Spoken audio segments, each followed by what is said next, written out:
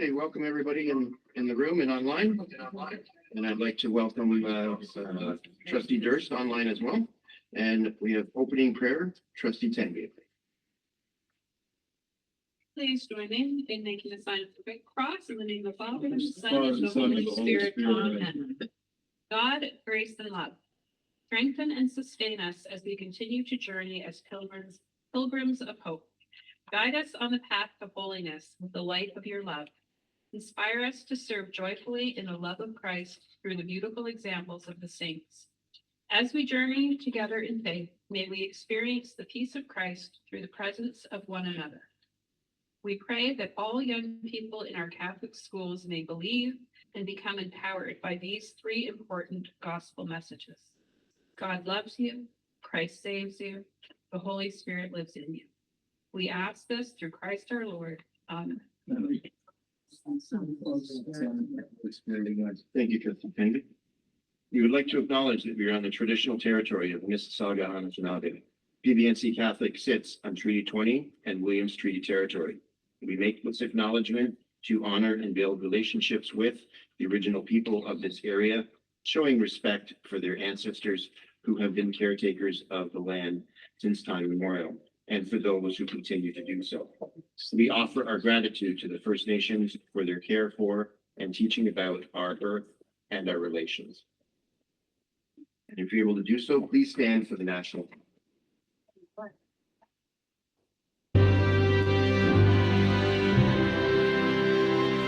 Oh, Canada, our home and native land, true patriot love in all of us command.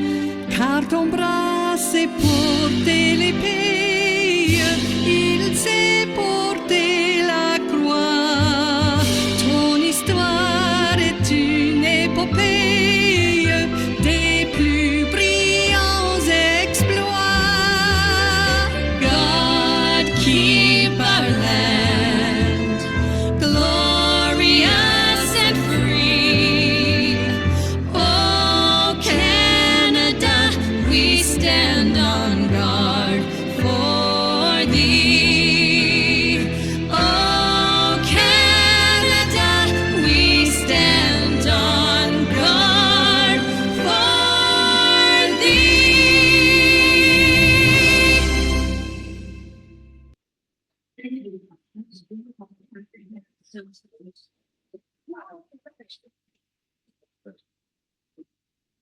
Thank you. Do we have an approval of the agenda, please? Trustee Kennedy, Trustee Conley, in favor? Any declarations of conflict of interest?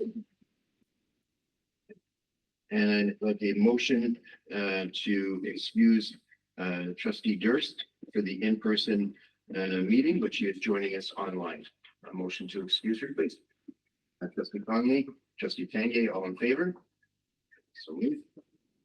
Going to get the approval of the minutes for the regular board meeting open session held on April 28th, 2026.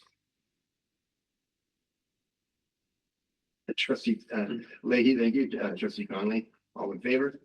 Thank you. Any business arising out of those minutes? Okay, moving on to B1.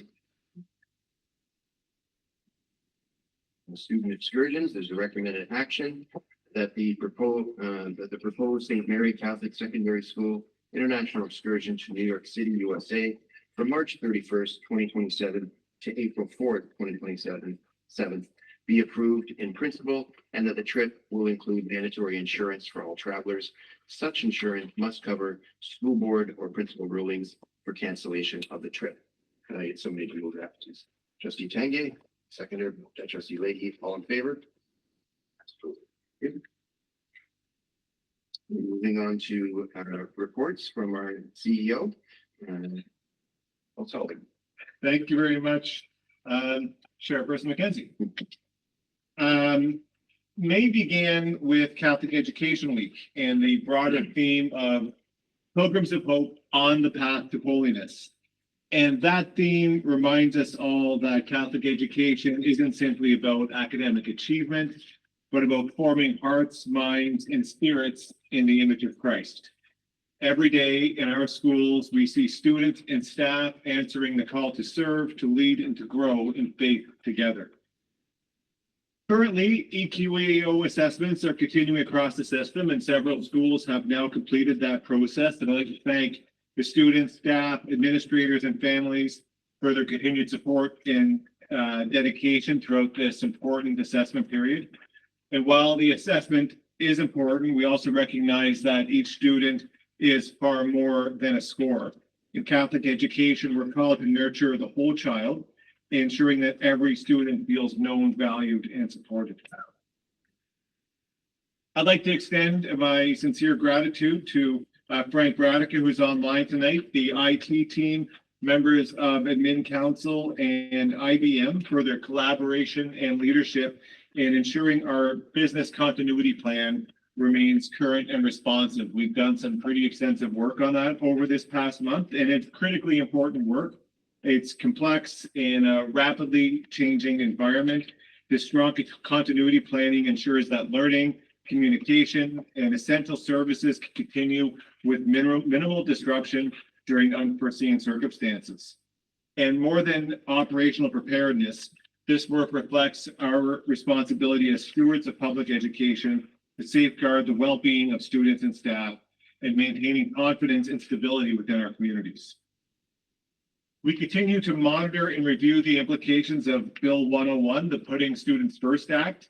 And as a Catholic school system, we remain committed to ensuring that any legislative changes continue to support student achievement, well-being, accountability, and equitable access to high-quality education. And we will work collaboratively with our educational partners to understanding the evolving requirements with the legislation, always keeping our students at the center of our decision-making. I had the privilege of participating in the Ontario Catholic Schools Trustee Association annual general meeting. That served as a meaningful kickoff to Catholic Education Week. During the AGM, Trustee Martin was acknowledged for 26 years of dedicated service as a Catholic trustee. And on behalf of the board and administration, I extend heartfelt congratulations for this remarkable commitment to Catholic education and faithful governance. Thank you, Trustee Martin. Thank you, Director. This year's theme, as I mentioned, Pilgrims of Hope on the Path of Holiness, beautifully captures the mission of Catholic education in today's world. And throughout the AGM, many important topics were explored, including strengthening Catholic identity in online learning environments, elevating the skilled trades as a valued and dignified pathway for students, and intentionally integrating Catholic identity into school board communications and promotions. Our board was honored to host the province-wide Catholic Education Week Mass with participants joining from across Ontario in celebration of our shared faith and mission. I would like to sincerely thank Michelle Kennedy, Dan Kosh, Frank Radica, Riz Khan, Carolyn Farrell, Bishop Mean, all students, principals, and vice principals who participated and contributed to this beautiful celebration. A special thank you goes to the St. Mary Choir. We have some of their administrators here tonight. The choir was led by teacher Tanya Earl, and they left us with an inspiring ministry of music throughout the entire Mass. It uplifted and enriched the entire celebration. We're also grateful for the presence and participation of reps from OCSTA, OCSTA EQAO, and the Institute for Catholic Education. Their partnership and witness was to help strengthen Catholic education across the province and in our community. And I would also like to share with the trustees a letter from Pat Daly, the Executive Director of OCSTA, recognizing and affirming the significance of this provincial celebration and the outstanding efforts of all involved. Dear Steve, I would like to thank you and the staff and students of PVNC CDSB for all of your efforts regarding the 2026 Provincial Catholic Education Week Mass. Your vision and hard work were instrumental in making this annual Eucharistic celebration so special. Please express our gratitude to the students and staff members of the amazing choir. Their gift of music made the Mass even that much more memorable. Please know as well that your faith-filled leadership and valuable assistance in giving thanks to God for the precious gift of Catholic education through the celebration of the provincial Mass is recognized and much appreciated. By word and example, PVNC Catholic gave witness to this year's Catholic education theme. Thank you once again, and I pray that our Lord Jesus Christ showers PVNC Catholic with all his blessings. One of the greatest joys in our system is the Catholic Student Leadership Awards. And that evening, we witnessed students who lead through faith, service, compassion, and integrity. These awards provide a wonderful opportunity to celebrate students who exemplify the Ontario Catholic School graduate expectations in both word and action. And these young leaders inspire hope for the future of our church and for our communities. I extend a sincere thanks to Principal Matt Bowen, Chaplain Jen Kosh, Administrative Assistant Shannon Carr, and all those who work behind the scenes to organize such a meaningful and memorable celebration.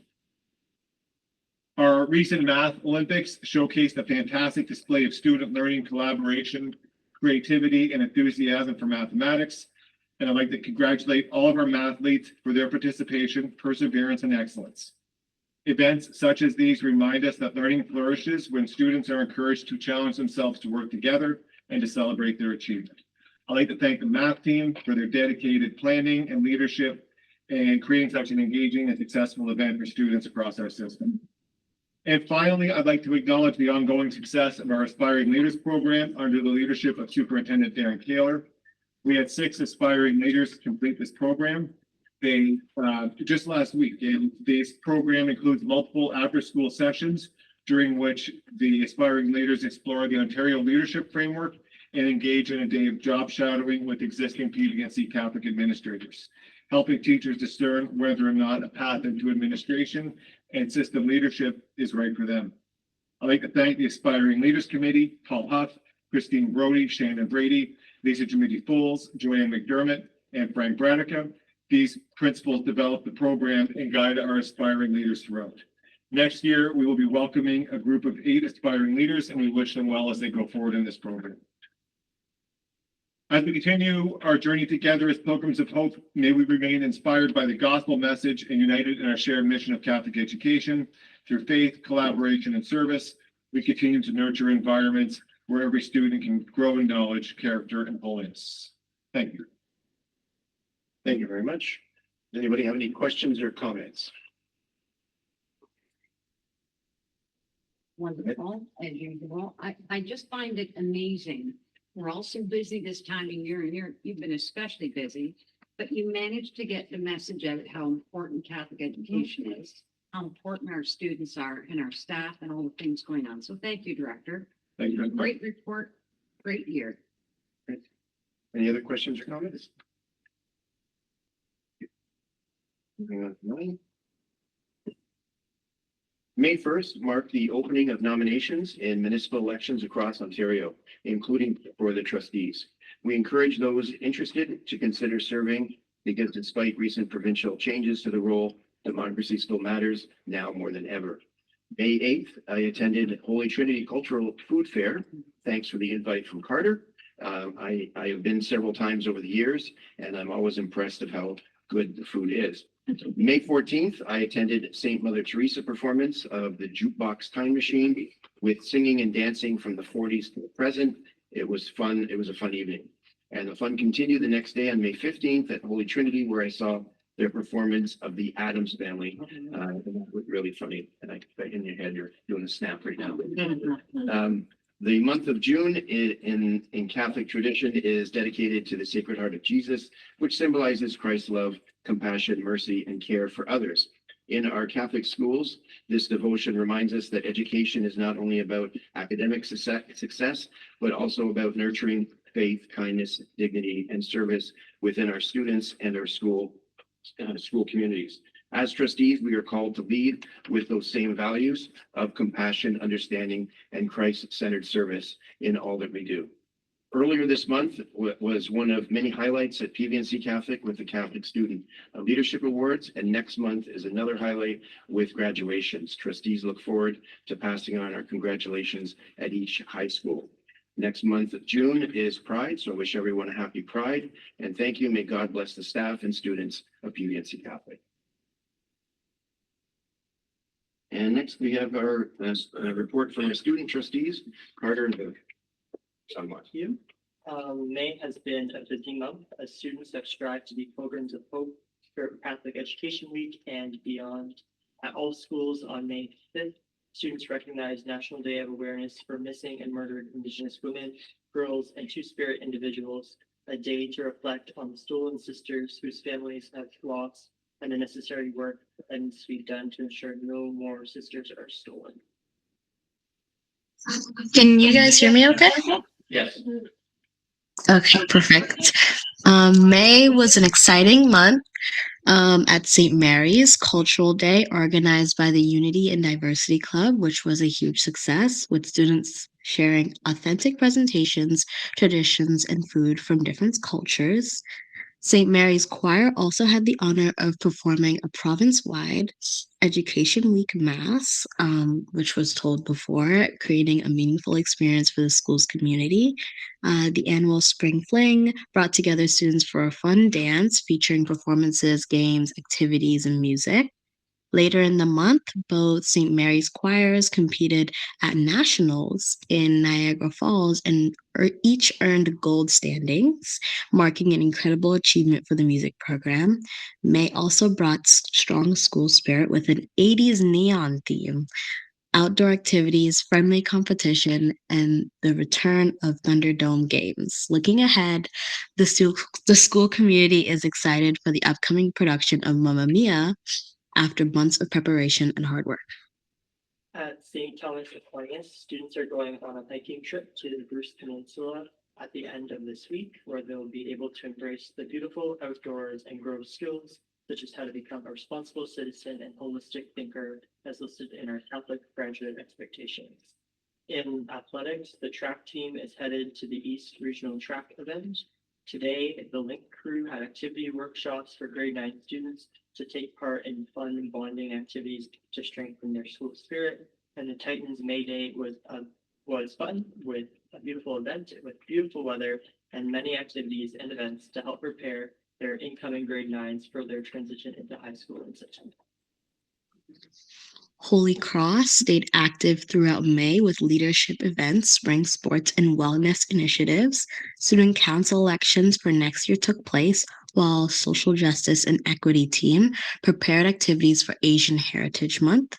Spring sports like track and field, lacrosse, and girls 3-pitch continued, with athletes competing at Kawarthas, Quinte, and CASA events. School also recognized Mental Health and Wellness Week through activities promoting self-care and awareness.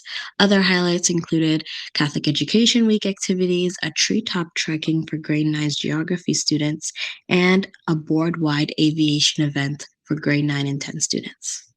At St. Stephen's, Royals had a full month with many exciting academic and social events. DELF testing took place for senior students in French classes, which gave them certifications in bilingualism, and students in gym classes went treetop trekking. Students celebrated creativity and diversity through their dance talent show, spring concert, and Asian Heritage Month fashion show, and Taste of Asia buffet. There were many other exciting Asian Heritage Month initiatives that brought the Royals community together to recognize and celebrate the tapestry of Asian cultures. In sports, the rugby team competed against multiple schools, the soccer teams are staying active, and the girls lacrosse team played at Ontario Tech University versus Sinclair, and in the Holy Trinity Lacrosse Classic. Also, the specialized high-skilled major programs have had many exciting opportunities, including the engineering and environment schism participating in experiences at Ganaraska and with treescape arborists, the aviation schism completing drone training, and the information and communications technology schism completing communications and media training. At St. Peter's, both boys and girls lacrosse team qualified for OCSTA, track and field becoming CASA champions, and 2 badminton duos advancing to OCSTA as well.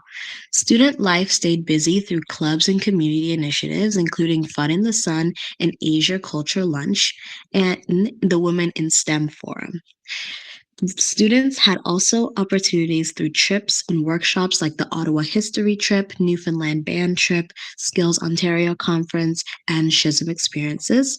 Other highlights included the announcements of next year's musical, also named Mamma Mia, and the Spring Band concert blood drives, awarenesses like campaigns like MMIW and Moose Hide, and a successful readathon that brought school community together. At Holy Trinity, Student Cabinet continued a tradition for Catholic Education Week, hosting our cultural sweet fair with students preparing food from a diverse array of diverse cultures. There was a great turnout, and we thank trustees Mackenzie and Martin for coming to visit and sample the world. Grade 12 students had a fun-filled evening at prom, with it being a successful night, and the team at the banquet hall said the students were some of the best and most respectful they have ever had, which was a very nice compliment. On April 30th, an accident awareness presentation was held for senior students talking about driving safety, and our HT players proudly presented the Adams Family musical with terrific turnout from our community, and with Peter Schools coming to see this amazing presentation as well.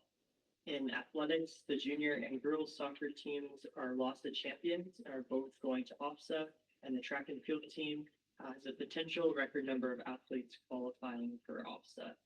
From May 21st to 24th, Vivica, our incoming junior student trustee Sophia, and myself had the privilege of attending OCSTA-ACO's annual general meeting in Toronto. There were amazing professional development sessions from OCSTA's board of directors, who are all former student trustees, about a variety of topics, from the history of OCSTA for incoming student trustees to how to navigate personal finances and post-secondary for outgoing student trustees, as well as guest speakers, including Dr. Rachel Gilmore, who talked about how to encourage greater civic engagement among youth. It was a privilege to lead this conference as the president and share the advocacy work that the leadership team has done in the past year, and meet new student trustees, encourage them to continue to ensure student representation does not go away. At this conference, 2 graduating student trustees are awarded the Student Trustee Alumni Leadership Award, who are selected by the board of directors in recognition of advocacy work and longstanding impact as a student trustee. And I'm humbled to be one of the recipients alongside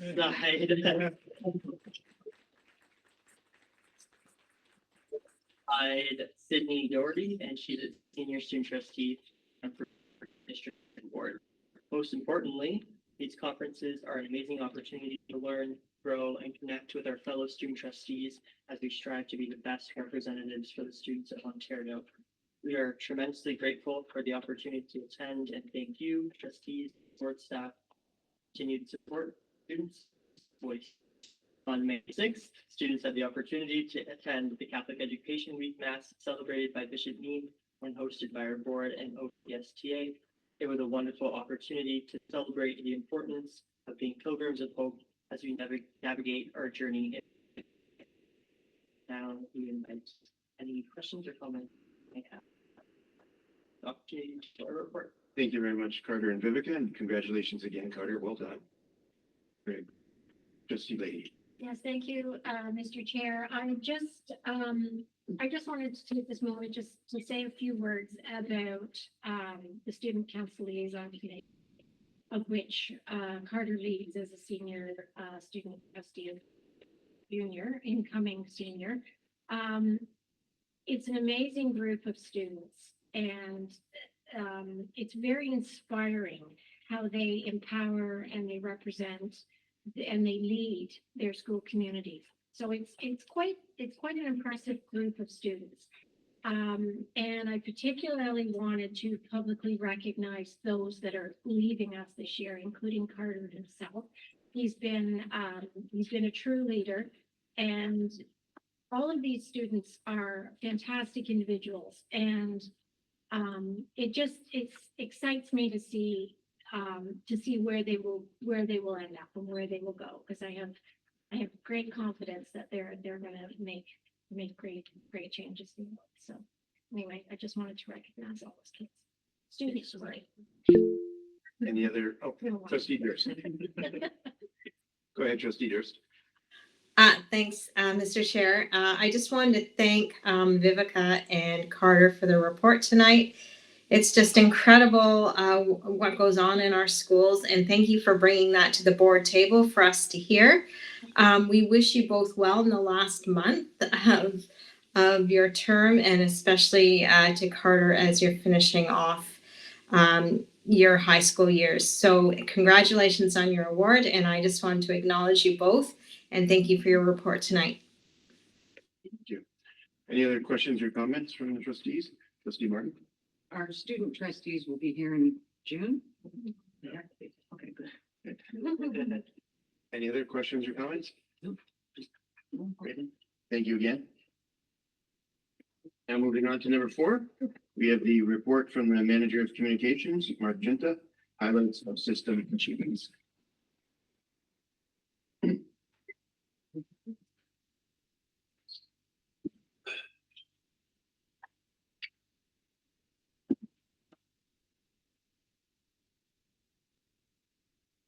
Thank you. Good evening, and I apologize in advance. I'm a little under the weather, so I don't sound very good, more so than usual. That's what's going on. So we'll start off with PVNC Catholic Student Success Consultant Alex Ducato has been honored with the prestigious Dick Hopkins Award from the annual Skills Ontario event in Toronto on May 5th. This provincial accolade is presented annually to recognize one leader across Ontario for their exceptional role in the advancement of technological education. As many know, Alex has been a driving force in advancing specialist high skills major, SHSM, and applied trades programming here at PVNC Catholic. He has also led the development of the Built and Soar program, a unique wage subsidized trades placement program created with local partners. And he also developed an evening online flight simulator training co-op program, which is now available to secondary students across the province. So congratulations to him. It's a very well earned award. Faith and Wellness Day on May 7th, St. Dominic hosted the City of Port Lakes Family and Schools for a day of faith, wellness, and community connection during Catholic Education Week. Grade 7 and 8 students participated in 5 interactive learning rotations designed to encourage reflection, resilience, gratitude, and healthy relationships. It was also a day to meet and work with fellow students from other schools within the community. Indigenous Skilled Trades Day over at OPG. So at the end of April, nearly 30 students from all 6 of our secondary schools attended the Ontario Power Generation Darlington Energy Complex. Students checked out a full-scale mock reactor and also toured the facility on a bus. They learned about the Indigenous Opportunities Network, or PION, an initiative to recruit and place Indigenous youth into rewarding careers within the energy industry. Over at St. Mary Catholic Secondary School at the end of April, a number of you were there, but grade 8 students and their parents participated in an evening of hands-on learning in construction and welding. Minister of Labor, Immigration, Training, and Skills Development, and MVP for Northumberland and Peterborough South, David Cheney, was in attendance for the event. The initiative emphasized the growing importance of trades-based learning in the secondary curriculum. This one was fun. Q marries you at St. Mother Teresa. So on May the 1st, the kindergarten classes celebrated the marriage of the letters Q and U. It's a playful literacy tradition that's been a staple at the school for the last 8 years in teacher Christine Barubi's class. The idea is that for the most part, Q words have a U in them. And as the teacher said, they're always together. So students dressed up for the big wedding reception, which also included a dance and treats. An exciting milestone at St. Anthony on Port Hope earlier this month as the school presented its inaugural musical production, Seussical Junior. The production brought the imaginative world of Dr. Seuss to life through music, storytelling, and student creativity, while also marking a significant moment in the school's growing commitment to arts programming. 45 students in grades 6 to 8 participated in the production, taking roles both on stage and behind the scenes. And lastly, on May 11th, Monsignor O'Donoghue was the only school in the region to host the Rotary Club of Peterborough Forth's annual citizen reaffirmation ceremony. Grades 4 to 8 students and staff gathered to reaffirm their loyalty and commitment to Canada in a ceremony presided over by retired Justice Alan Ingram. Royal Canadian Legion Branch 52 carried the colors in a formal procession accompanied by a traditional bagpiper and an RCMP officer. And then each student received a certificate recognizing their participation in the ceremony. Brought to the end of it. If you have any questions? Thanks very much, Mark. Anybody have any questions or comments? Letting you off easy. Thank you, Mark. Feel better. Okay, moving on to D, presentations. We have EQAO by Willie Selby, Superintendent of Learning.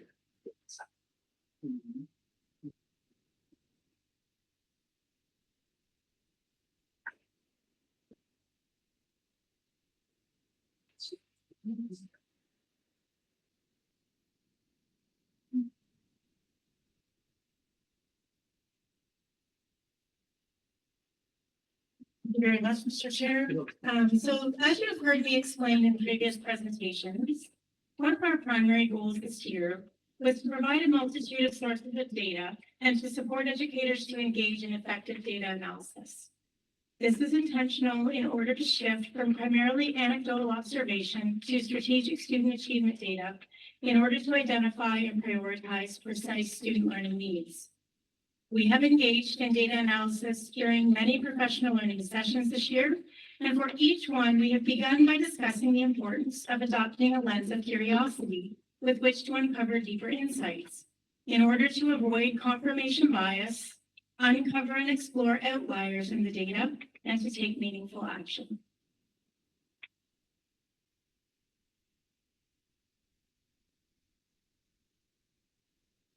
Right now. Thanks, Michelle.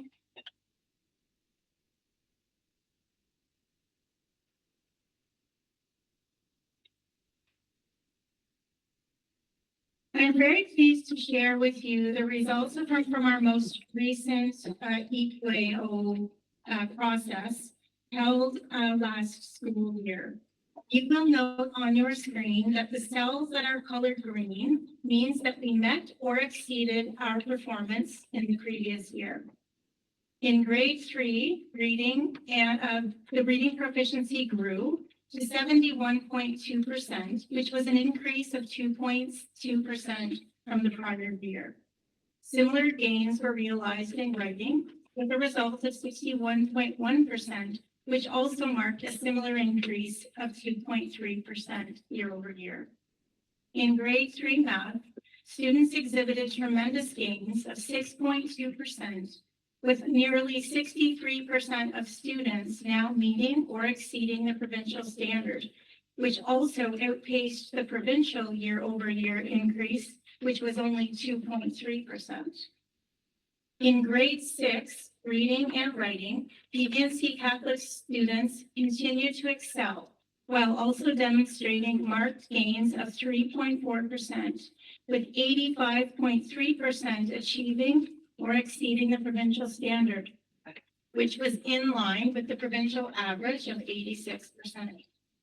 Writing results also exhibited tremendous gains, with 84.5% of students meeting the provincial or exceeding the provincial standard, marking an increase of 6.6%. In grade 6 math, results reflect a very slight increase of 0.4%, raising the success rate to 44.7%, but reflecting a total gain of 6.4% since the 2021-22 school year.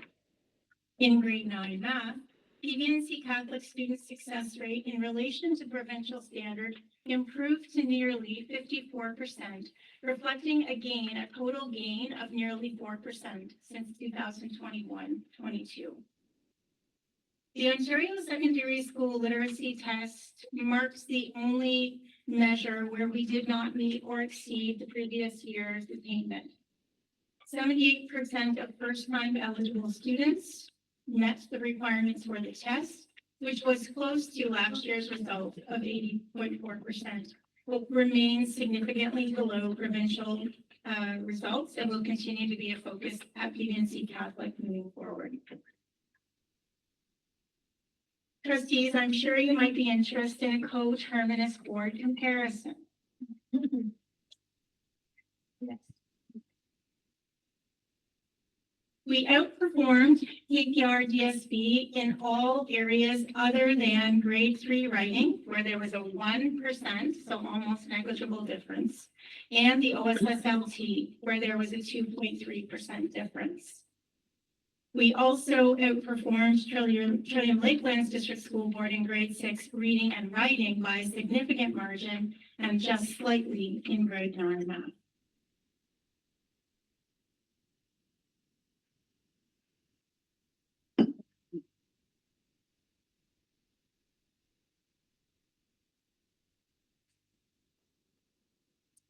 This year, we returned to a practice that was in place a number of years ago with respect to EQAO data analysis and preparation, which was to provide all school teams comprised of the principal and all grade 3 and 6 educators, including combined grade teachers, with professional learning around EQAO data and instructional strategies here at the Catholic Education Center. These sessions were originally planned for early October, but due to the delay in ministry results, as well as some inclement weather days, we were forced to move these into late January and early February. While we had the teams as a captive audience, we also took the opportunity to engage in further learning around our Magma Map tool, which I've spoken to you about previously. As part of this learning, we provided administrators with a spreadsheet of intersectional data for each of their current and former grade 3 and 6 classes, which included data such as attendance, special education needs, report card marks, and EQAO scores, with which to look for patterns and trends, and to determine key content areas, including strands and skills and cohort reports, to determine where students may be struggling most, and if there were gaps between classroom level and performance and EQAO achievement. Teams also discussed perceptual data, recognizing the role that mindset, confidence, and belonging play in student achievement.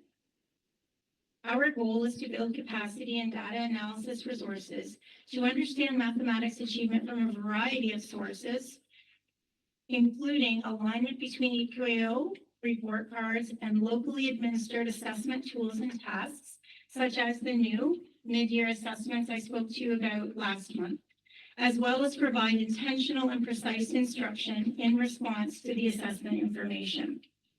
Teams were asked to determine specific actions that would allow them to intentionally intervene in the second half of the school year.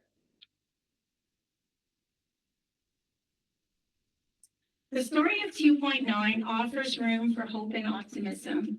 Trustees, as you'll remember, in order to meet provincial standard, a student must score a minimum of 3.1, and that score can range all the way up to 4.9. It's important for you to note the difference between a score of 2.9, which is just below that provincial standard, and 3.1 is often 1 and sometimes 2 correct answers. In grade 3, we had 93 students who scored 2.9 in reading, 118 students scored 2.9 in writing, and 66 students scored 2.9 in mathematics. Similarly, in grade 6, 77 students scored 2.9 in reading, 61 students scored 2.9 in math. But what I really want you to focus on are the next two measures, which is 140 students scored 2.9 in mathematics.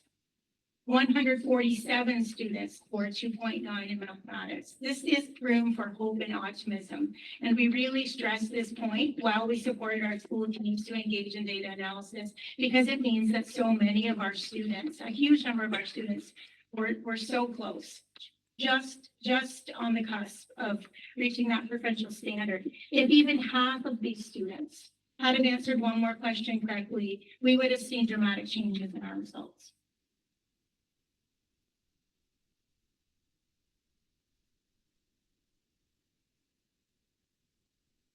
In terms of students with special education needs, when we compare our students' results in the 24-25 school year to the year prior, 179 students with special education needs took part in the 2024-25 school year.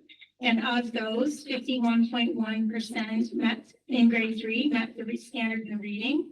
while 34.1% met the standard in writing. In mathematics, almost 40% of students met the standard, which equates to 66 students. And of note is that 9 of our students with special education needs in grade 3 achieved a level 4. Interestingly, although as a board, we increased overall in each of the grade 3 measures year over year, our students with special needs did decline in grade 3 measures, which offers our school teams further and our system team further opportunity for thought and discussion. In grade 6, there were 271 students with special education needs who wrote the assessment, and of those, 70% met the standard. In writing, 65% met the standard. And again, when you look at those results, I'd like to particularly draw your attention here, trustees, because the Ministry of Education is very delighted about the increases that we saw at PVNC Catholic with respect to our students with special education needs in grade 6 year over year. I'd like to draw your attention to a 12% increase in grade 6 writing and an 8% increase in grade 6 reading, which has very much drawn the positive attention from the Ministry of Education. While we have not experienced that increase in math, I'm hoping that a year from now, I can tell you a different story. In grade 9, 311 students with special education needs completed the grade 9 EQAO assessment. And you can see the data, how it's broken down there, as well as in the OSSLT.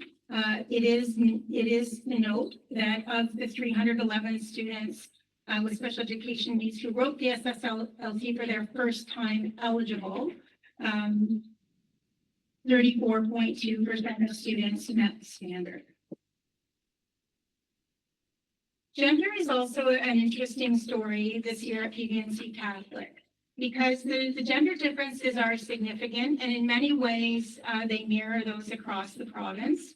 But particularly, there is one area where we have seen a change. So in speaking with Sandra Conley, who, as you know, had been our visa consultant for more than 2 decades at PVNC Catholic, the gender difference that we see at grade 3 in math is new. And so in grade 3, while female students have traditionally outperformed male students in both reading and writing, a note of concern is that they now lag behind their male counterparts in math by 10%. And we are working as a team with our school and system team to try to determine the reasoning behind this. In grade 6, we see similar results to those we've seen over many years, in that males continue to outperform females in mathematics, while females continue to excel in both measures and literacy. The trend of male dominance in mathematics continues into grade 9, as does female dominance in literacy, as you'll see reflected in the OSSLT results. I do want to show you, trustees, a sample because again, this is a new set of data that was offered to principals this year as part of their intersectional data package. So on the screen before you, you can see what we're calling a dot score analysis. And this offers the school team a quick glance at their individual school score description. In this particular example I'm showing you, this is a grade 3 math. This is an actual dot score analysis from one of our schools, but I've removed the school's name. So they see in the teal bars, if you will, their own school's score distribution, while also having an opportunity to see the score distribution within PVNC Catholic, as well as within the province. So in this particular image, the blue line represents the distribution across all the board, and the red line represents the distribution across the province. So it's a powerful, quick glance for administrators to see how they compare to both the board at large and to the province. This year, cohort reports were also provided by EQAO for school administrators, and we put those together for administrators so that they did not have to search for that information. What a cohort report shows is it shows, for example, last year's grade 6 students, how they performed in grade 3, or last year's grade 9 students, how they performed in grade 6. So that was again another measure of data with which principals could contribute to their conversations. As I mentioned earlier, for the first time, principals were provided with that intersectional spreadsheet. And the idea here was to bring a variety of sources of data together in one location to make that data analysis easier for principals. School teams were encouraged to look for points of intersection and to determine if gaps existed between EQAO scores and report card achievement. So this is a particular noting at Trustee Tangi, I know you'll be interested in this. So while small differences are expected, given educators' ability to engage in professional judgment, educators also have the ability to utilize triangulated evidence of learning. That is, they have the ability to utilize their observations, conversations with students, and products that students generate in order to determine a mark. Whereas EQAO is only a product that's completed over a period of 3, 4, or 6, or 8 days.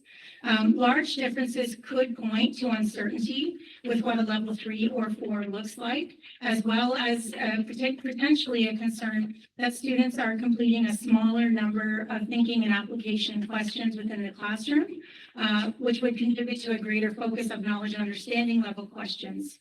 In contrast, we know that EQAO assessments include 50% application level questions. And I will say that this was a very key point of new learning for most of our educators that we invited into the sessions earlier this year.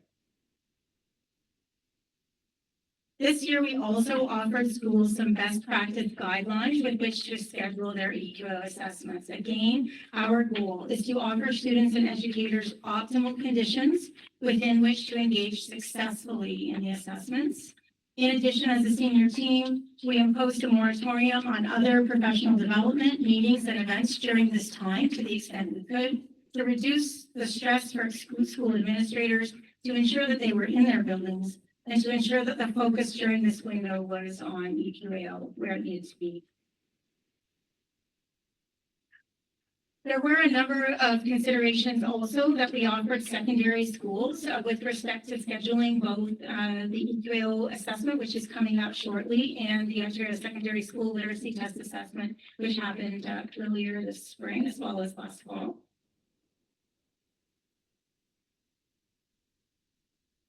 And particularly, what I want you to hear is that while we recognize that the EQAO assessment is completed over a short period of time, it is a snapshot in student learning, if you will.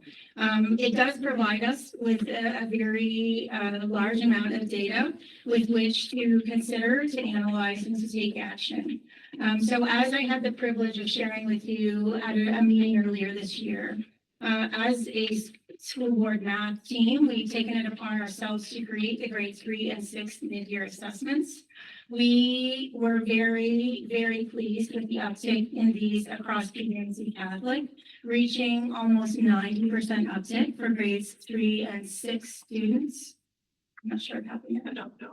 It says restart, restarted. And so we utilize the data for these mid-year assessments to support determining students who were scoring at a level 2. And our priority schools worked with us, with our math coach facilitators in small group instruction to support those grade 3 and 6 students during the months of April and May to give them again some very precise, targeted instructional approaches and to boost their confidence about their ability to engage in math, reading, and writing tasks. Our grade 7 and 8 educators again had the opportunity to utilize the IXL diagnostic assessment 3 times this year. At the beginning of the year, the middle of the year, and the end of year assessments have just opened. And again, that provides very excellent data for educators to use this year, but also to feed that learning forward moving into next year. And our grade 9 students and educators have been recently working on practice questions that have been built into Magma, as well as the practice test in preparation for their grade 9 assessment, which comes up during the assessment exam period. And with that, Mr. Chair, I am happy to take any questions from the board. Thank you very much, Superintendent Selby. Now I'm sure Trustee Tangi has no questions. If anybody else has, yes, go ahead, Trustee Tangi. I'm gonna keep it to a minimum because at this point, you know, the horse is dead and dismount. But we all know how I feel about EQA. However, that story of 2.9 always gets me every time. Because if my child was a 2.9 or a 3.0 or a 3.1, I wouldn't be vastly more concerned about the 2.9 child than I would the 3.1 child. I would be concerned if I had a child who was 2.5 or 2.6 and the child who was 2.9 or was getting extra help and one child wasn't. That would be concerning because to me, that's progress, no matter where your starting point is the important thing, right? And I know we agree with. Yeah, and just to clarify, the small group instruction I spoke about was not for the 2.9 students. Okay. It was from the 2.5 to 2.0. Okay, 2.4. You know what my Yeah. point is, and I know you Yes. get it. I did have questions about our special needs students who take this test. Do students who have modified IEPs engage in EQAO? It's a case by case decision. Because if a student is on a modified IEP in math and language, that means that that child will be 2 years behind, most often. And I always question why we have those children write the exam. If we know that they are 2 years behind, why are we putting them through that process of doing a test that is not achievable for them? That's one question. Maybe that's because the ministry expects us to, and maybe that's the answer and okay. But it always seemed kind of odd to me that that's something that happens.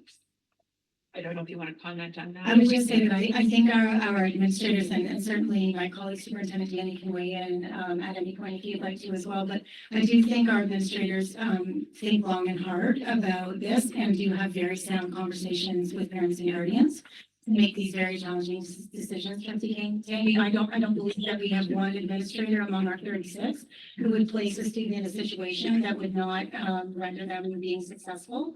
And it's important to know, like as you know, but the general public wouldn't know, that the variety of reasons how a student is modified. 2 years below grade level is certainly one example, but we have many students who are modified at grade level.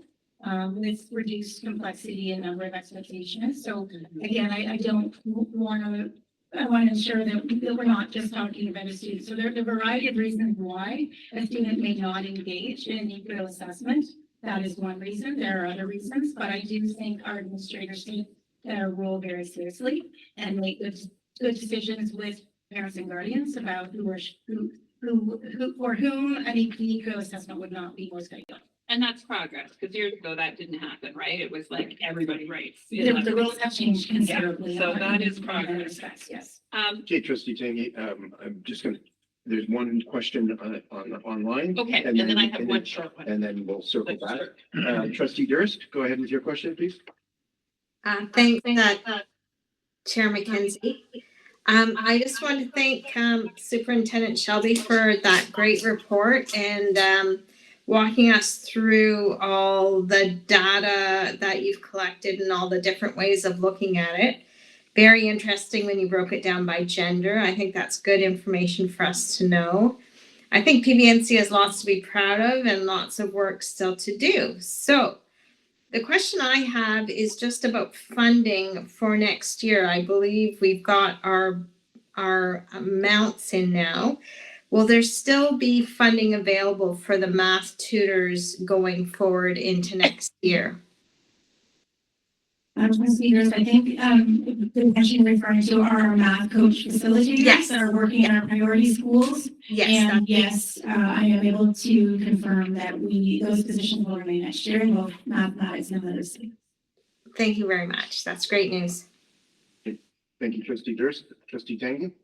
Last question, and maybe Superintendent Deanne has some information on this.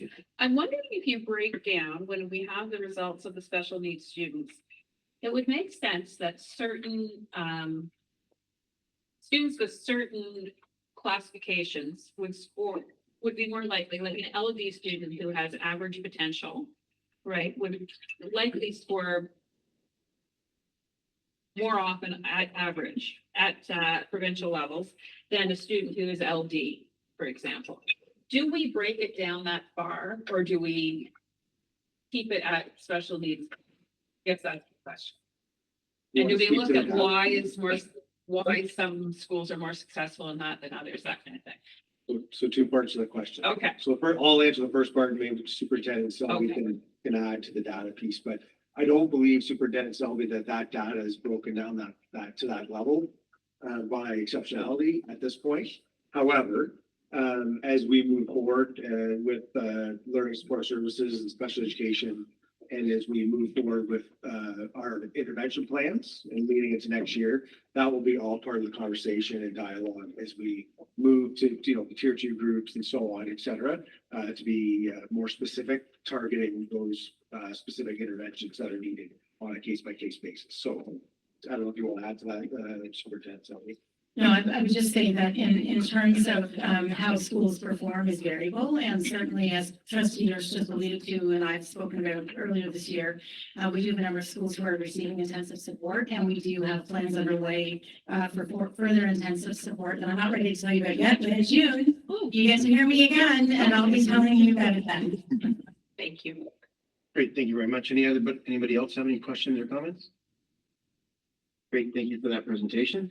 And then we're moving on to number 2, Balanced Day with Julie Selby, Superintendent of Learning, and Darren Kaler, Superintendent of Human Resource Services.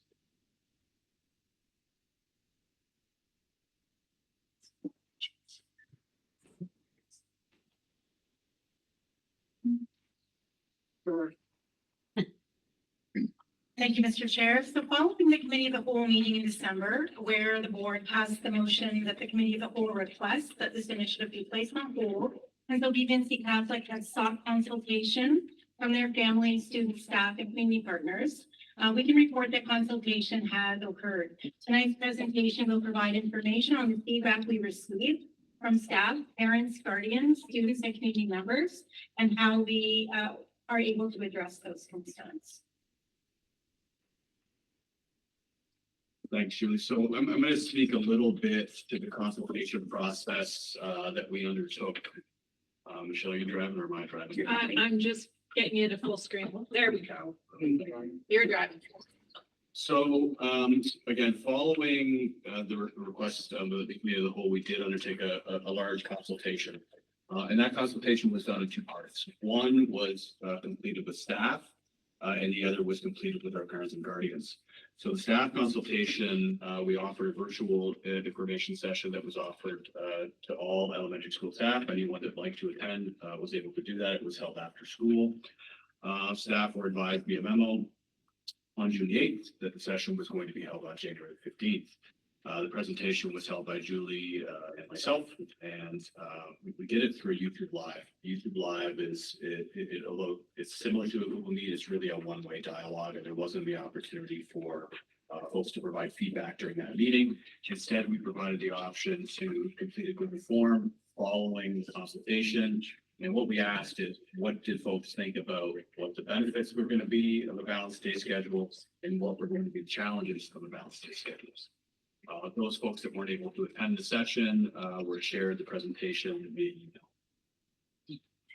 In total, we had 320 responses from staff, keeping in mind that we made the form available to over 1,500 employees.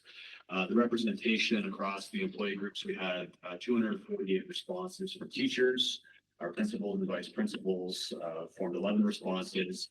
And our support staff, that's our EAs, our ECEs, secretaries, and custodians. Those are the largest groups of our support staff. They formed 61 responses.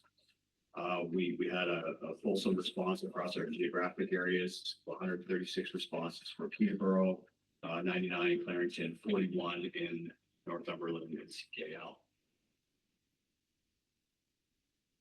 The parent and guardian consultation was done a little bit differently. We used our Engage platform, which we use for many consultations with our parents and guardians and other stakeholders. And that survey was open from January 16th to the 30th. Of note, the consultation was also open to students and community members. There were 952 responses in total. 938 responses from parents and guardians, 9 from community members, 5 from students. Our parents and guardians, again, were provided with an overview of the balanced day schedule and asked to provide their thoughts on what they thought the benefits and challenges of such a schedule were. So as Superintendent Selby and I move into some of the other slides of the presentation, you'll see that we've pulled out the themes from those effective consultations. We'll talk a little bit about the benefits and challenges and how we're going to attempt to address those challenges that our stakeholders identified.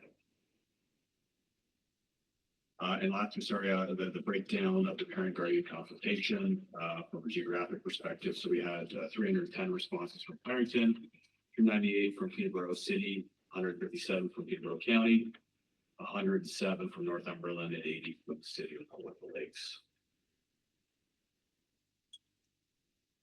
So in terms of the staff consultation results, first we'll start with the benefits that were identified from staff members.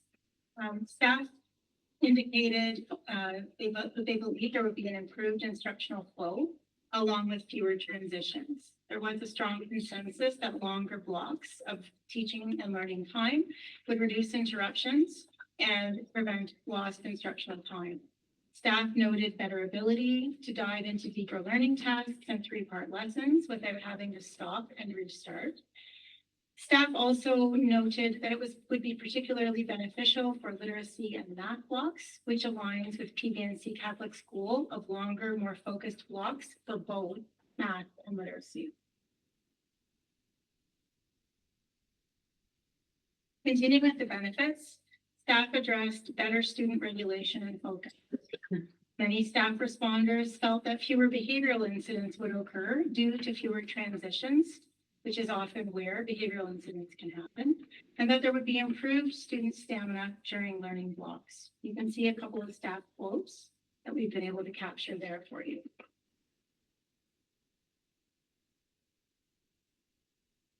Staff also identified enhanced well-being of both students and staff. There was a perception that the day felt more balanced, and you can see a couple of staff quotes captured there. Staff also discussed the idea of increased instructional time, noting that even when the actual minutes were similar, staff perceived that there would be more usable teaching time and less wasted time due to fewer transitions in and out of recess, lunch, outdoor clothing, etc. So moving into some of the challenges that staff identified, one of the dominant themes on the challenges side was the idea of supervision and duties. But there was also a lot of positive feedback in this area as well. So there was a perceived increase in the number of supervision periods, and staff felt that there perhaps was less downtime during the day. And again, you'll see some quotes there for staff, and so this was pulled directly from the consultation. Lunch breaks for the day, increased duties. Will all teachers be required to have an outdoor duty of some sort, or will it fall upon our ECEs to go outside for 2 longer blocks? And then somebody noted there was potentially more options for supervision.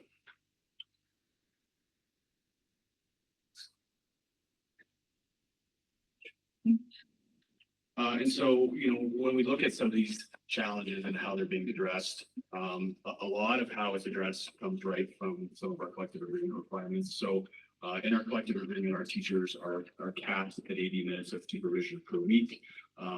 Across the system, in general, this is what most teachers are assigned for with respect to supervision on a weekly basis. They're not scheduled for more, they could be scheduled for less. And so there's not going to be an increased number of supervision minutes for a teacher. A balanced day schedule, it does allow more flexibility with respect to how teachers, for instance, can be scheduled. Right now, there's always a block of time during lunch when there's no teachers on the yard. That's not the case with a balanced day, so it provides more flexibility. So when teachers could be performing supervision duties, it could change. There could be more in the middle of the day and during these lunch periods rather than before and after school. But again, minutes. There certainly is a benefit for EAs who typically do bulk of supervision during the lunch period. They'll now have a greater ability to be with students that they support, which was resulting in less breaks during instructional periods. Another theme that came out of the consultation from staff was the concept of the loss of a true break. And so, you know, for a teacher who might typically have a 60-minute lunch, depending on if they're scheduled for duty or not, there was a feeling that that wasn't, you know, a long enough period of time, and that the balance day effect didn't move its way. And so again, a couple of quotes from staff that some felt it was protecting 40 minutes uninterrupted lunch for teachers, while also covering student supervision would be challenging. And then somebody else noted that not all staff could be off having lunch at the same time. And so how are we addressing this kind of challenge that the staff have identified? Again, it does allow for support staff to have more flexibility on lunch and breaks. You know, I'll note that, you know, we got a lot more feedback from our teachers than we did from some of our support staff. But this does provide more flexibility for our support staff in particular. Again, there are provisions in the collective agreement that allow for, that require a committee, I should say, to be convened to agree on a supervision schedule. And staff will have a voice in how supervision looks. There'll be, you know, individuals who have a preference as to how their supervision might look. They'll have a voice in that through that committee. And again, you know, the elected collective agreement does require a 40-minute uninterrupted lunch. This will continue through the balance day. And then lastly, teachers in particular, when not scheduled for a duty, will have 2 40 to 45-minute breaks during a day.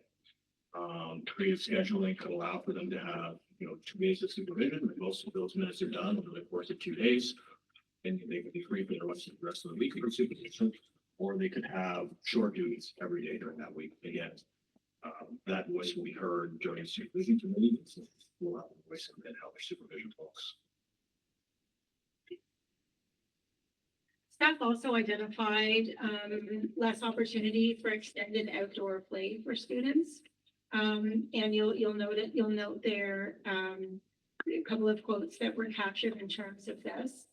We do want to note that students will continue to have 45 to 50 minutes each day of scheduled time outdoors. In addition to that, many teachers utilize their 20-minute DPA time daily to extend outdoor time. Teachers can also build in new time outdoors into their teaching and learning schedules. It is also of note that I believe was mentioned earlier this year at the board that our Indigenous Faith Equity team has moved into more of a land-based learning format for next year, which will bring with it many more opportunities for students and educators to engage in land-based learning and outdoor education tasks outdoors. Staff also wondered about the impact on extracurriculars. Some staff felt as though extracurriculars, which were currently scheduled during the 60-minute lunch period, would be impacted. You'll note there that some staff were concerned about reduced flexibility or possible strain on extracurriculars.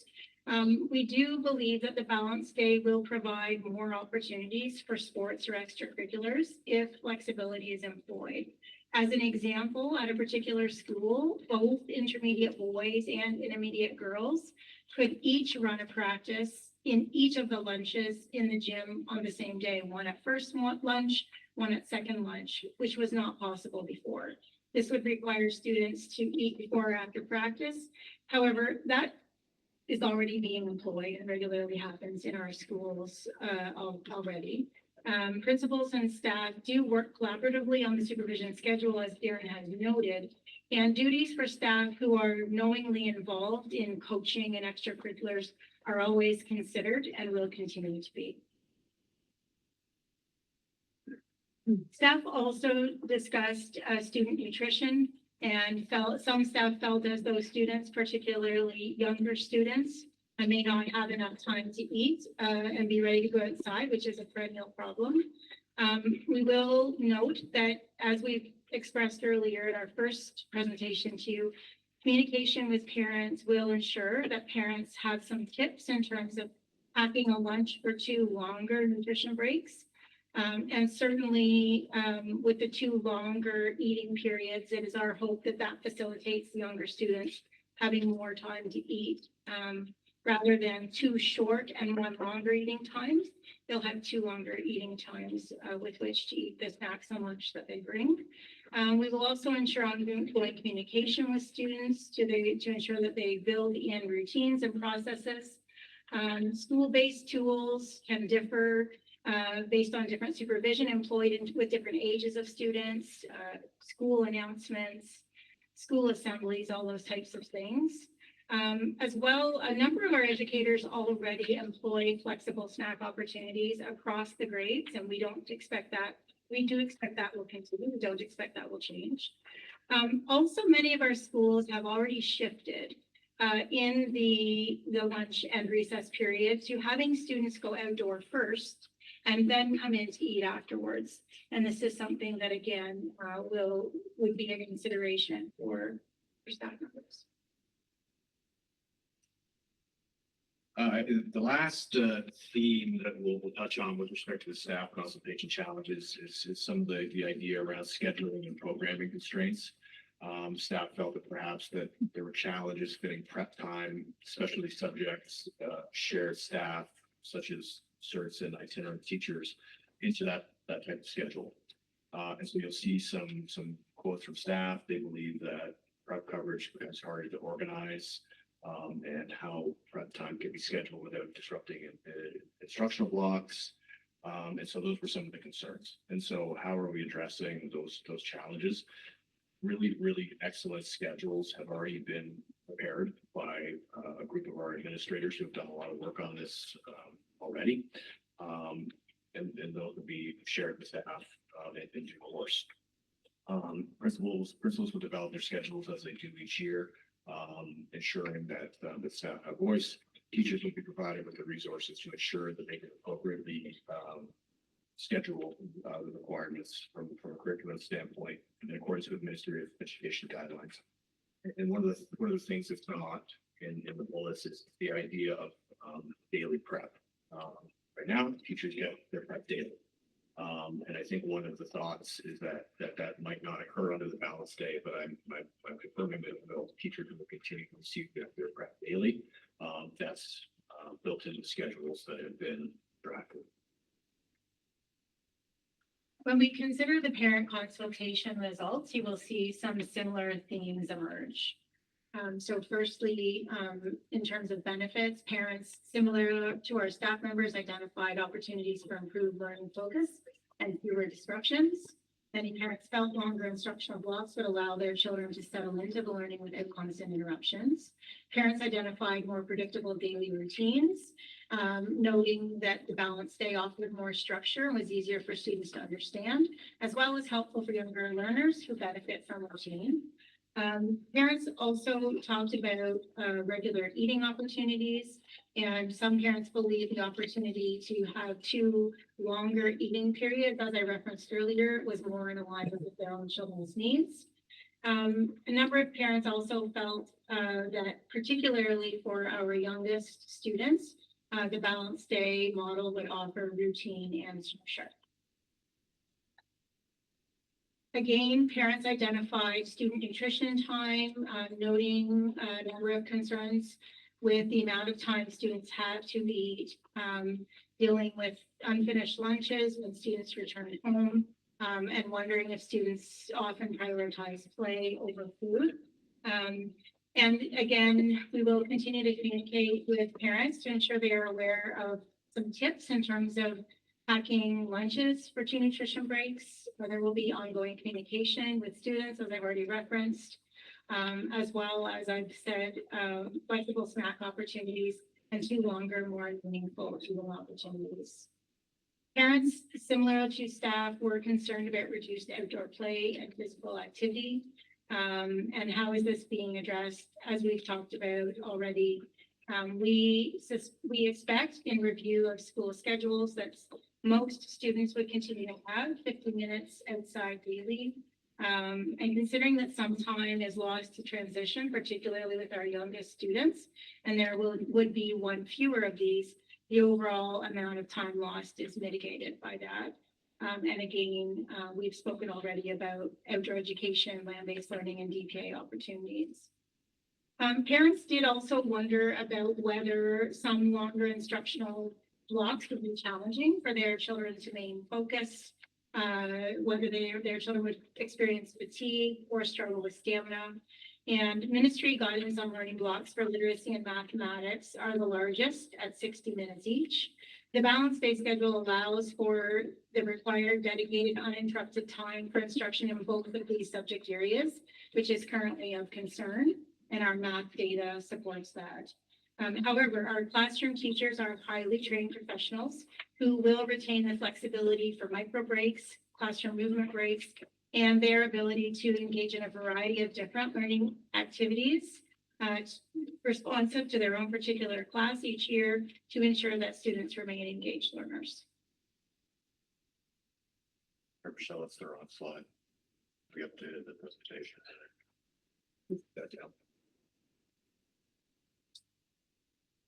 So with respect to next steps, really, senior administration is in the final steps of really finalizing the decision. Once that decision is made, very shortly, communication will follow for school staff, families to ensure there's adequate notice should there be a decision on a different schedule. With that, Superintendent Selby and I are happy to take any questions or trustees may have. Thank you, Superintendent Selby and Superintendent Taylor. We very much appreciate your presentation. We know that it's an operational thing, and so it's kind of out of the wheelhouse of trustees, but we do very much appreciate you bringing that forward. I believe I saw the corner of my eye, Trustee Martin, raise your hand first. So Thank you. Thank you, Mr. Chair. What other school boards are currently using the balanced day? There are a number of school boards across the province, Trustee Martin, who currently employ it, including our coterminous boards. PVR DSB does across all of their schools, and Trillium Lakelands is split. Some schools use this model and some schools do not. And if I may, obviously, whatever, this is going to be a huge adjustment for both staff and students. But once that adjustment period is done, and I trust the teachers and staff can look at their class and see, are they engaged? You know what, we're going to take a 2-minute, everybody stand up, move around in it, that kind of thing will take place, obviously, particularly with the younger children. But I do see the benefits of it. I do see the benefits of it. And when we look at the long periods of time that they're giving to the math and literacy, that is key. That is very important.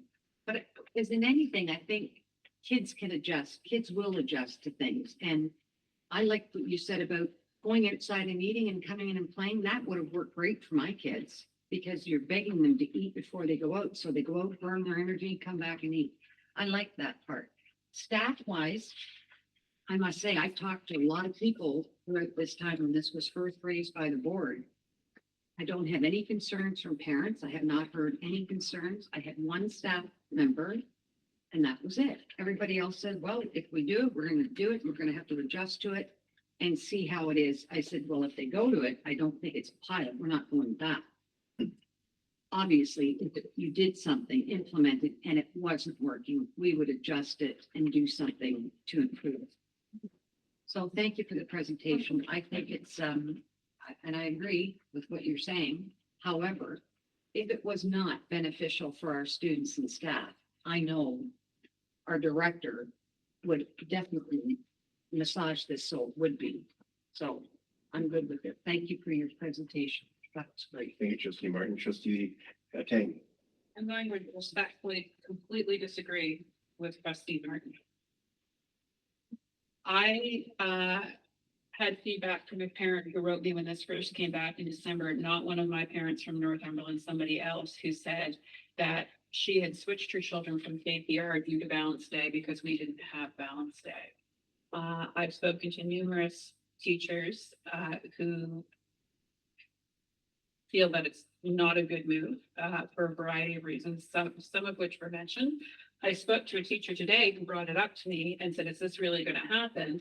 And I said, quite possibly, we don't have jurisdiction here because it's operational. And she said, oh, I used to supply teach with KPR and I absolutely hated it. I didn't think it was good for the staff and staff morale, and I didn't think it was good for the students. I'm going to make a few points if that's okay, fully acknowledging that this is not the decision of the Board of Trustees. First of all, and above all, our posting process has already begun for this year. So we've had teachers posting within the board. It is unfair of them to have posted into schools that will then change their day. Because if I were a teacher, that would have very strongly influenced where I would go and where I wouldn't go, whether it was a balanced day or a traditional day. So I think we're late on this. We respond as you do each question. Sure, Okay, sure, of Mr. course. Chair, would that be okay? Yeah, of Just so we course. don't forget the question. Yeah, thank you, Mr. Chair. So I'll respond to the posting piece, Trustee Tangay. So we did include a statement in our postings to let our teachers know that posting into a Peterborough school, there was a possibility that they would be on a balanced day. And what I'll tell you is my experience over the 13 years here is one-way traffic. People are coming to Peterborough from our other areas, from Clarington, Berlin. We don't see people generally posting out of Peterborough, and so frankly, it worked out to pick Peterborough as the first school for the rollout because ultimately, we didn't see it as a big impact because people are trying to get to Peterborough regardless of what school is scheduled or not. So we talked briefly about one of the parental concerns being the less outdoor time, unstructured outdoor time during the school day. And you mentioned that students will still have 45 to 50 minutes a day, which I don't quite understand because it's 20 and 20 in some schools, which would be 40 minutes a day. They currently now have about 70 minutes at most schools per day, maybe 65, 70 minutes. That's a significant amount of time that they are losing outdoors. And in these days where we have kids staring at screens, both at home and at school, more and more, that unstructured outdoor time is key. We talked about, teachers can supplement that with their DPA. DPA is something that happened maybe 15 years ago. It's daily physical activity. We were supposed to take our kids out for 20 minutes a day or indoors, make sure they got exercise because the ministry at that time was concerned that our kids were not getting enough exercise. Now we're saying, okay, instead of that unstructured time where they can be outdoors for that, we'll download it onto the teachers to plan that time for them to give them physical activity. So where are you going to fit that? How are you going to fit that? Quite frankly, I'm going to be honest here, DPA doesn't happen in a lot of classrooms on a regular basis. You go to gym twice a week or 3 times a week if you're really lucky. But there's the other days where that doesn't happen. Again, that's the first instance of this being downloaded onto teachers. It's less unstructured play. Kids need to learn how to play in an unstructured way. That is a big problem for our kids these days. Kids don't go out and play in the neighborhood the way they did once upon a time. School gives them that opportunity to go out and play. Is it problematic for some of our students? For sure it is. But avoiding it is not going to make that less problematic for our students. The extracurricular point, all longer practices are gone. Again, it depends if flexibility is employed. That phrase was used a lot during this presentation. If flexibility is employed. Again, it downloads onto our teachers having to manipulate their day and accommodate this. I'm going to say that teachers are already working through a lot of their breaks. They're trying very hard to make things work extracurricularly, and this makes it more complicated to have that happen. We spoke about EAs having greater flexibility. That is the real reason for this whole issue. Is it helps with supervision because there's not as much outdoor supervision to be done. 2 points on that. Indoor supervision is often more problematic. So you watch your kids eat lunch, okay? So right now there's a 20-minute period a day. So I'm supervising during that lunch eating period. I'm watching 3 classes of primary kids eat their lunch. I'm going from class to class to class, which means while I'm in this class, these other 2 classes don't have an individual watching them. So I'm trying to keep it, we're upping that now to twice. It's much easier to supervise on an open yard where kids are playing and you can see all 60 kids at the same time.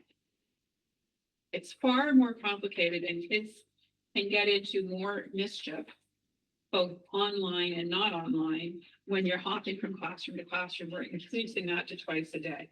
Also, we're talking about EAs having greater flexibility. And Trustee, thank you. Maybe you've spoken a lot. Maybe they want to respond to some of that first, and then I'll check in with any other trustees that might have a question. Sure. I'm good, Mr. Chair. Thank you. Okay. Did you have any clarifying questions on there? No, I have a couple more comments. Okay. Oh, yes, Trustee Barnes. Just on your comments on the EAs, this is really the real reason why we're doing this. Would you mind commenting on that? Because I'm confused. I can certainly start. Do I think that there are some benefits with respect to, supervision? Yes, I do. Is that the reason for the change? No, it's not. The reason for the change is we think that this is beneficial for student achievement and well-being. I understand there are differing opinions from educators on it. What I'll tell you is the senior team is fully aligned. We all think that this is something that is worth trying. And every single principal that I've spoken to feels very strongly that this is something they would like to try as well. In fact, I've had principals come to me and ask, can we do this next year? And we've had to say, no, we're doing a staggered rollout. Peterborough is going to be first. So that would be the response. Stop and finish. Okay, yeah, go ahead on. Right. You said try, and that's the thing. We're not trying. No, we're going to be implementing, Right. correct? Okay, so there's no pilot anywhere, and we're not trying it. It's in, thank you. That's good. If successful, if I have a question, if successful, then it would be rolled out board-wide the following year? Correct. Yeah. Anybody else have any questions or comments? Trustee, okay. Can I clarify? Oh, sure.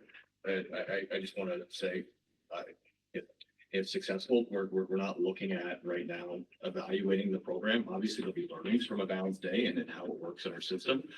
But it's not a matter of success or failure. The plan is to move. And so I just want to be clear, it's not a pilot. Okay. Trustee Tanya? It was attempted to be piloted a few years ago, and I asked for schools who were interested in doing this, and they said no. Principals, I'm going to suggest, are very interested in doing this because currently in our elementary schools, principals are often responsible for the lunchtime duty because, as was mentioned, teachers can't do a certain portion of that duty because they're entitled to 40 minutes uninterrupted. It would allow our principals not to do that duty. So I would suggest that they're interested. Also, I think it's a little bit disingenuous. There's a reason that the superintendent of HR is one of the 2 superintendents speaking to us. He's not generally in charge of the well-being of students. There is a significant gain to be made here with the duty with the EAs. Do you want to say something, Director? Sure. Well, I think one piece too, this is, looking at how schools operate and where we have staff deployed. Our goal is to have, our staff working with students as much as possible.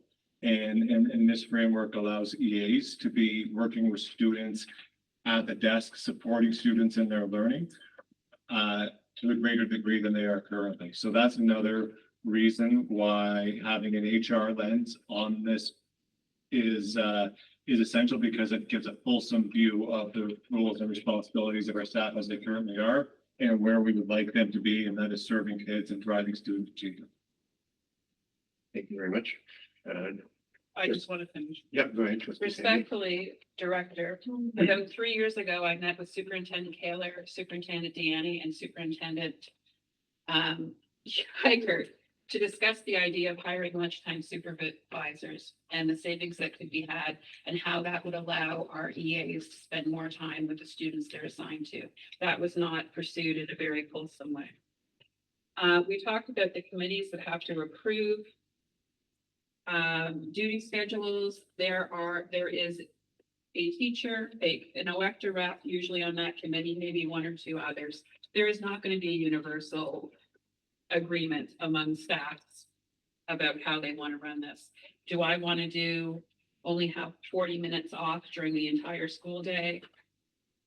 Some people will be in favor of that, some people won't. Also, duty schedules change sometimes 2, 3, 4 times during the first month of school. Trustee Tangi? I'm almost done. Respectfully, Yeah. do you have any clarifying questions and not comments? No, I just have lived experience and I have a clarifying question. Okay. I would like to actually see the results and the raw data and the comments that from the Engage platform. Is that possible? Yeah, that's a good question, Trustee Tangi. I don't have an answer to the question. It's something we have to consider because I'm not sure if there's personal identifying information in that data. I'm not quite sure.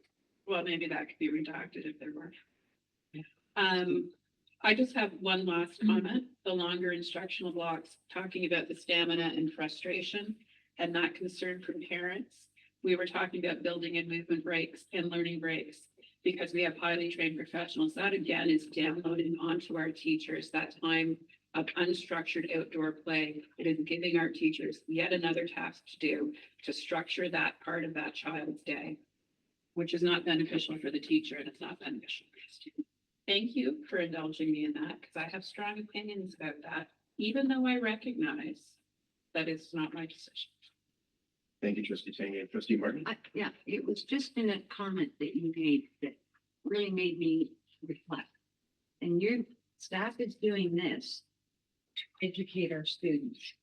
And that's our role, is to educate our kids and give them the best education possible. Is playtime part of that?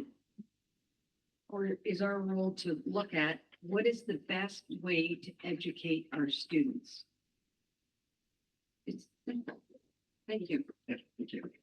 Thank you very much, Secretary.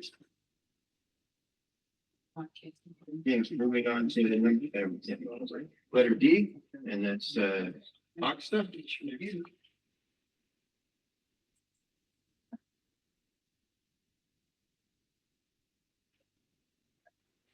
Please refer to agenda item K2 from these OCSTA items. We've got a number of them. Some good information there, also around Bill 101. And then moving on to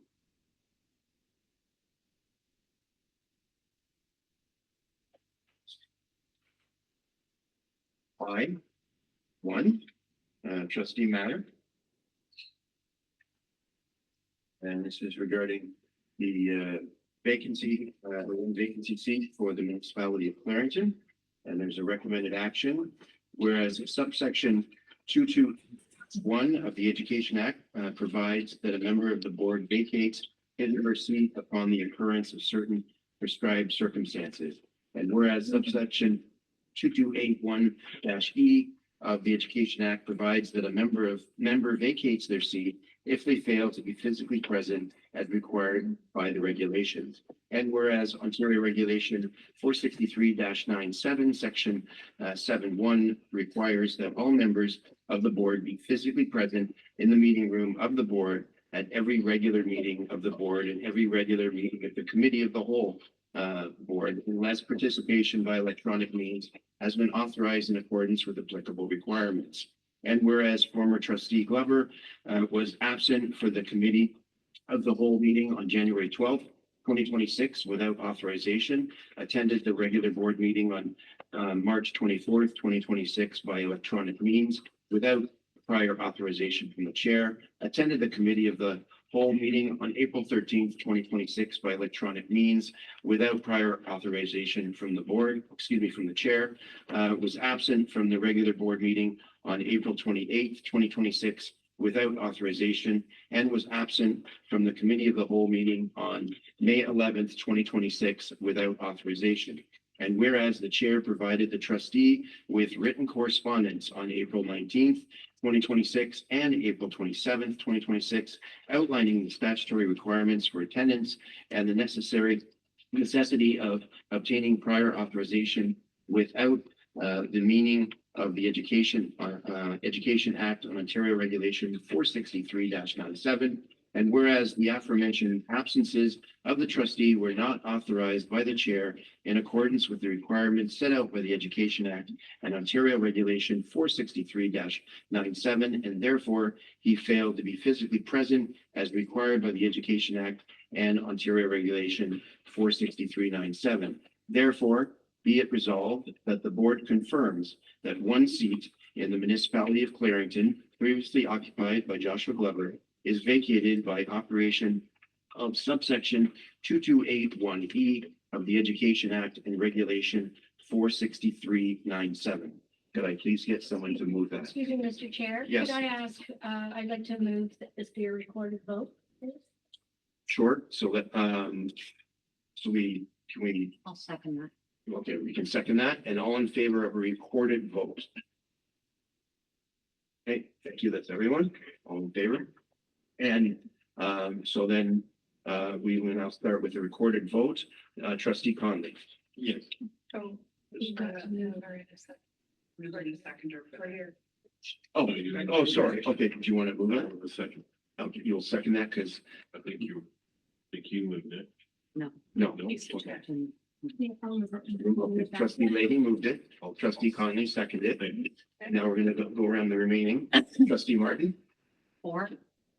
Trustee Tanguay, In favor. Trustee Durst, In favor. and myself in favor. And trustee Lee. Oh, I'm sorry, Trustee Leahy. I'm sorry. I'm in favor. Thank you. Sorry about that. That's it. Again, that's so moved. Thank you.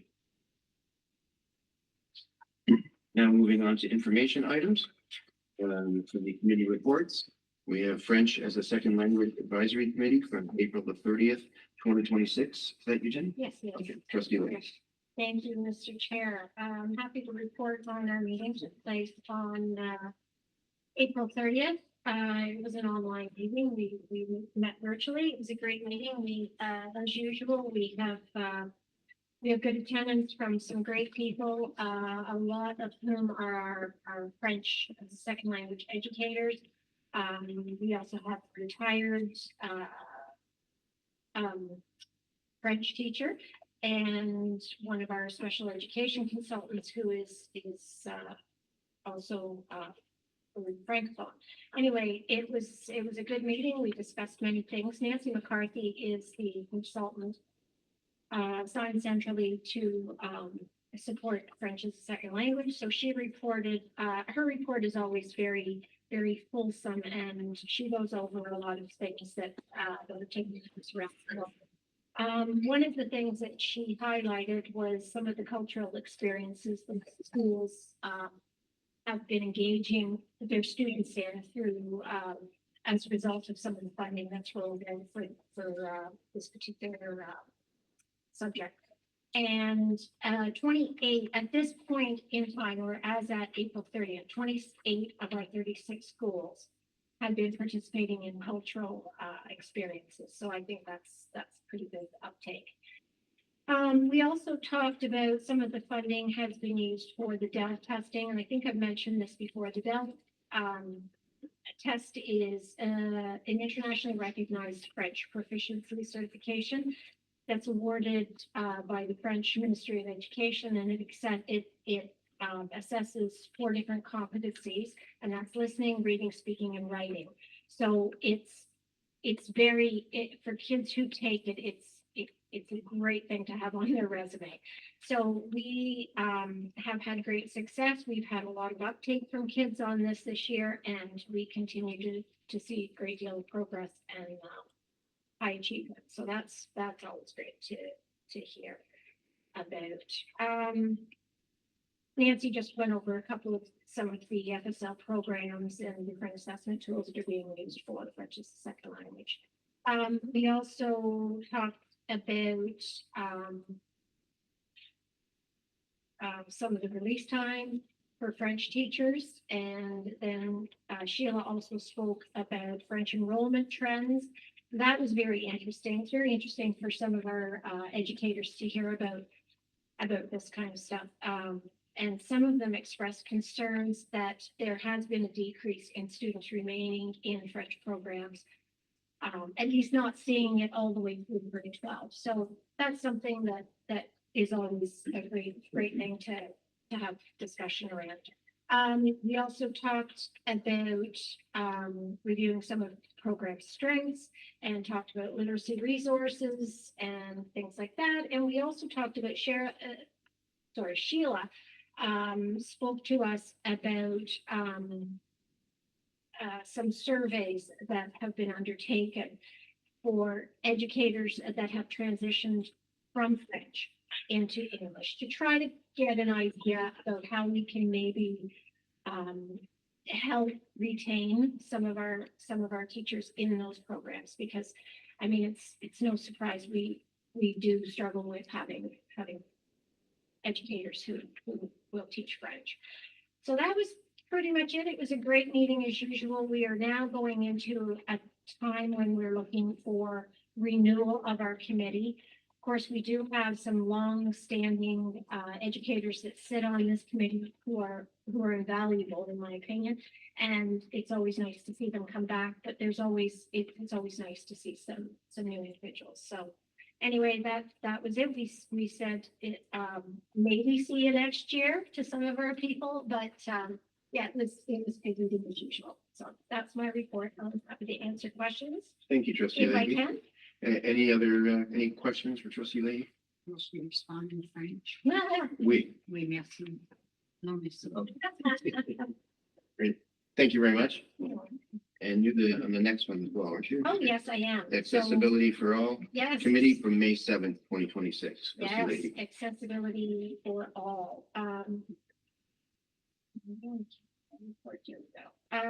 So we went through some of the department updates. There wasn't a lot this meeting because we are actually kind of winding down. So we've had some good reports over the years, and there's no doubt that our different departments are working hard to meet compliance in every area that we possibly can. It was interesting. Jordan Bush, who's our manager of human resources, provided a report on workplace accommodation plan. So that was interesting, and also spoke to the accommodations being met for external candidates coming in. So that's also interesting. So it's nice to see that our board is considerate of anyone of any ability, whether they're in our board or they're coming new to our board. So I think that's very promising. We have a mandatory annual report on our progress of our accessibility plan. So all of our members were advised of that, and our departments are going to be working hard to make sure that report is complete. We also talked about, very briefly, because I think it's already up to date. This was not the meeting that we talked about. We talked about it in our last meeting, was the update of the administrative procedure around accessibility and barrier-free. And there's actually, Jonathan, how many APs? It was like 5. I was going to say 6, but there's 5. And of course, they speak to different things around accessibility and barrier-free workplaces. The finale was about our National Accessibility Week, which actually begins this Sunday. So I wanted to, as I do every year, draw attention to that to our board. Starts on Sunday, ends on Saturday. And it's an opportunity, it's an annual week that celebrates the contributions of Canadians with disabilities. And it also is an opportunity that promotes ongoing efforts to remove barriers in communities and workplaces. So it's a very important week, and we do have a working committee that works hard to plan resources and activities and events and things like that during that week to try to raise awareness. I'm also very happy to report that we have 2 of our student council liaison students who are serving on this committee to help bring that student voice. So Viveka, who is our junior student trustee, she is new to that planning committee. And Arthika, who is one of our outgoing students, she's leaving grade 12 this year. They have been able to provide some good insight to this working committee. And hopefully Viveka will stick around and be there, that voice again next year. So she'll be that constant. So anyway, yep, another great meeting and happy to be part of it. So thank you. I'm happy to answer questions. Great, thank you so much, Trustee Leahy. Any questions or comments? Great, thank you again. Moving on to C, and that's the Special Education Advisory Committee from May 21st, 2026. Trustee Tang. We had a very brief meeting because we had Joy McMahon come and report on the special education funding in the budget for next year as released by the ministry. There is very little change other than some funds that are currently under a temporary grant being made permanent. That's it. There's no increases in the budget at all. So that was the substance of our meeting, and it was quite quick because there was nothing to report really. Great, thank you very much, Trustee Tangi. Any questions or comments? Okay, thank you. Please take note of the OCSTA and ministry items in K2. And the next board meeting is the last one, and that's June 23rd.